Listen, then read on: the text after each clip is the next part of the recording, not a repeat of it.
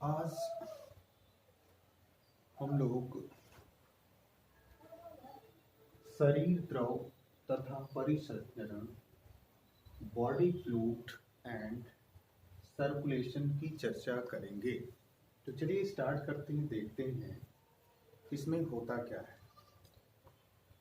जैसा कि हम लोग पढ़ भी चुके हैं पिछले चैप्टरों में कि भोजन हम कैसे लेते हैं, उसकी प्रक्रिया क्या होती है, और भोजन ग्रहण करने के बाद हम उसे पचाते कैसे हैं, उसका डाइजेशन कैसे करते हैं, उसका अवशोषण कैसे करते हैं। जब वो सारी चीज़ें अवशोषित हो जाती हैं तो उनका हमारी बॉडी किस तरह से उसमें से जो चीज़ें अवशोषित हो जाती हैं उनको ले करके चलती है और चल करके समस्त सारे अंगों को, या कह सकते हैं टिश्यूज को, ऊतकों को कैसे सप्लाई करती है। तो चलिए देखते हैं वो सारी चीज़ें हम लोग इस चैप्टर में यानी कि 18 में देखेंगे। जैसा कि यहाँ पे हमने लिख रखा है, आपको दिख रहा है, शरीर द्रव तथा परिसंचरण। तो यहाँ हम लोग जानेंगे कि ये जो बॉडी फ्लूइड है, यानी हम लोग के भीतर शरीर के अंदर जो तरल होता है, लिक्विड्स, उसी की हम लोग इसमें बात करने वाले हैं। हमने यह देख रखा, जैसा कि यहाँ लिखा है, ऊतकों के सुचारू कार्य करने हेतु, यानी कि जो भी टिश्यूज हैं हमारे बॉडी में जो मिलकर के अंगों का निर्माण करते हैं, उनके सुचारू यानी कि ठीक ढंग से कार्य करने हेतु अपशिष्ट, जो कि वेस्टेज होते हैं हमारी बॉडी के अंदर, या हम कह सकते हैं हानिकारक पदार्थ, जैसे कि कार्बन डाइऑक्साइड, जो कि हम लोगों ने अभी पिछले चैप्टर में यह देखा है कि CO2 कैसे हमारे बॉडी में तैयार हो रहा है, का लगातार निष्कासन आवश्यक है। यह हमें पता है। अभी हम लोगों ने रेस्पिरेशन के जरिए इस चीज को जाना है कि कार्बन डाइऑक्साइड हमारे बॉडी के अंदर कहाँ बन रही है, और यह यदि हमारी बॉडी में रुकती है तो हमें विभिन्न प्रकार की बीमारियां हमें हो जाती हैं, जिसे हमें शरीर से बाहर निकालना होता है।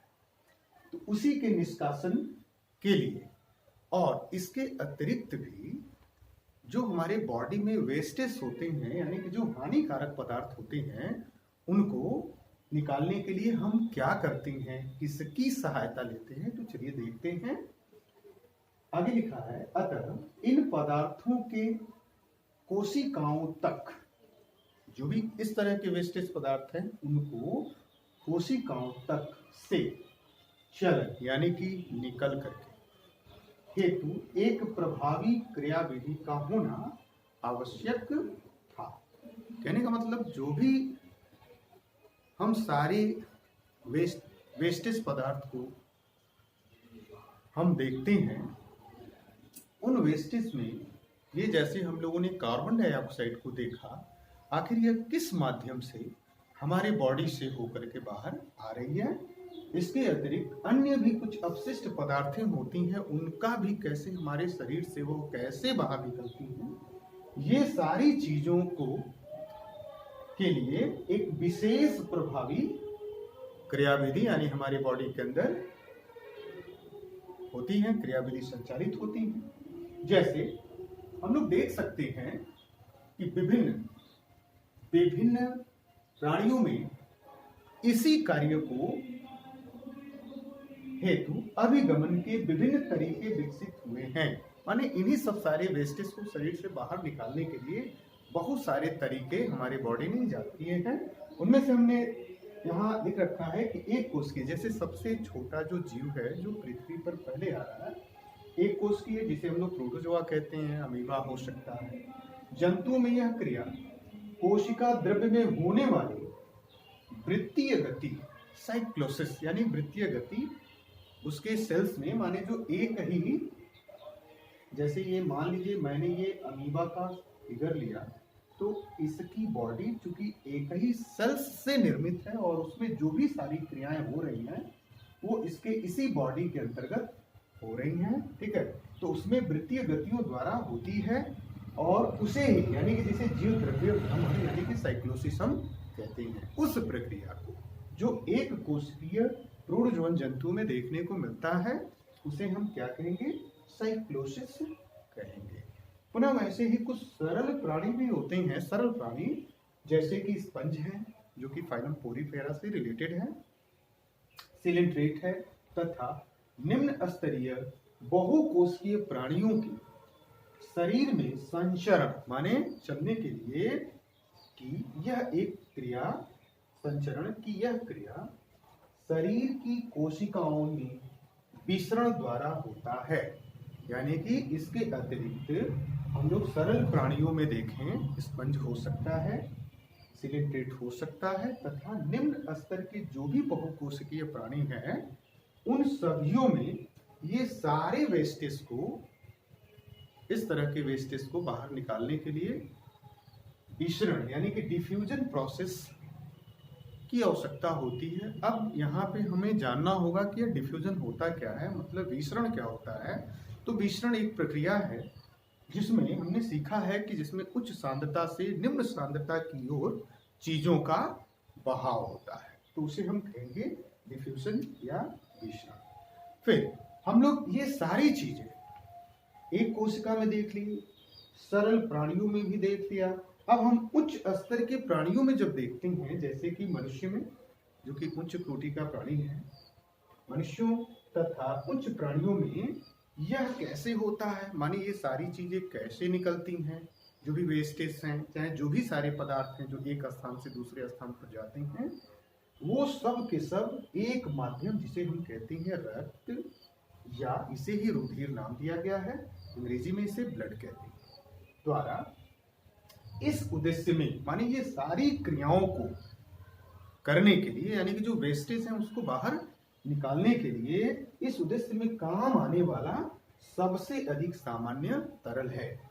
मतलब हमने यहाँ यह सीखा, यह जो रुधिर है, ब्लड, वो हमारा बॉडी फ्लूइड है, और यही बॉडी फ्लूइड हमारे शरीर के भीतर जो ऊतकों के अंदर उनके समस्त कार्यों को सुचारू ढंग से संचालित करने के लिए जो अपशिष्ट बन रहा था, जैसे कि कार्बन डाइऑक्साइड है, इसके अतिरिक्त भी बहुत सारे वेस्टेज होते हैं, को बाहर निकालता है। यानी हम लोग यहाँ इसको लिंक कर सकते हैं, शरीर का द्रव कौन है जो इस तरह के कार्यों को कर रहा है, तो हम कहेंगे कि ब्लड है, रुधिर है, ठीक है, जो इस उद्देश्य में इसका हम इस्तेमाल करते हैं। अब हम लोग इसके अतिरिक्त यदि हम लोग देखें तो हमारे बॉडी में एक तरह का फ्लूइड होता है जिसे हम लोग कहते हैं लसिका। यानी लसिका भी एक अन्य देह तरल है, याद रखिएगा, लसिका भी एक अन्य देह तरल है। यह लसिका जो कि ब्लड के अतिरिक्त, रुधिर के अतिरिक्त भी यह हमारे शरीर में एक बॉडी फ्लूइड होता है जो कुछ विशिष्ट तत्वों के परिसंचरण में यानी एक स्थान से दूसरे स्थान पर जाने में सहायता करता है, जिससे आंतरांगों की स्थिरता बनी रहती है। यानी कि हमारे भीतर की जो भी अंगों की स्थितियां है, चाहे हम कह सकते हैं हमारी होम्योस्टेसिस बिल्कुल फिट रहती है, स्थिर रहती है।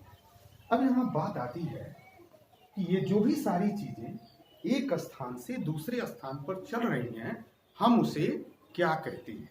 तो यहाँ पे हमने लिख रखा है, आप यहाँ से ले सकते हो, अपनी नोट्स में भी रख सकते हो, क्योंकि प्राणी शरीर में यानी कि जितने भी प्राणी हैं उनके शरीर में ऑक्सीजन, पोषक तत्व, हार्मोन, उपापचयी उत्सर्जी पदार्थों को आवश्यकतानुसार उपयुक्त अंगों में पहुंचाने के लिए एक तंत्र विकसित किया गया या तंत्र विकसित होता है, जिसे हम कहते हैं परिसंचरण तंत्र। यानी ये जो सारी प्रक्रियाएं हैं वो इसी सर्कुलेटरी सिस्टम के अंतर्गत यानी इसी परिसंचरण तंत्र के अंतर्गत होता है। यानी कि चीजों को एक स्थान से दूसरे स्थान पर इसी के माध्यम से पहुंचाया जाता है, जिसमें कुछ बॉडी फ्लूइड होते हैं। उस फ्लूइड में एक मैंने यहाँ दिखाया जो ब्लड होता है, रुधिर होता है, एक फ्लूइड मैंने दिखाया लसिका होती है, ठीक है।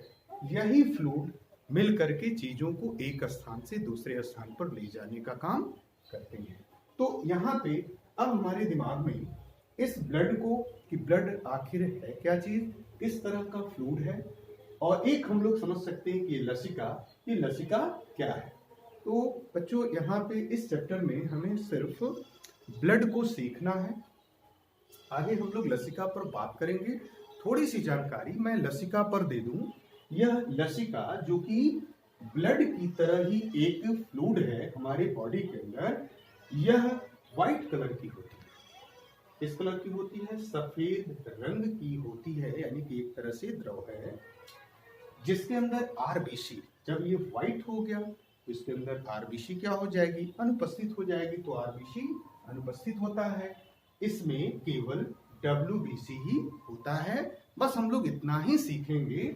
यह लसिका जो कि एक व्हाइट कलर का एक लिक्विड्स होता है, और यह भी हमारे बॉडी का एक फ्लूइड है जो कि परिसंचरण में चीजों को एक स्थान से दूसरे स्थान पर ले जाने में हमारी मदद करता है। फिर दूसरा जो बॉडी फ्लूइड है जिसे हमें इस चैप्टर में अध्ययन करना है, रुधिर, तो इसकी चर्चा हम लोग अपने नेक्स्ट टॉपिक्स में करते हैं। तब तक के लिए धन्यवाद।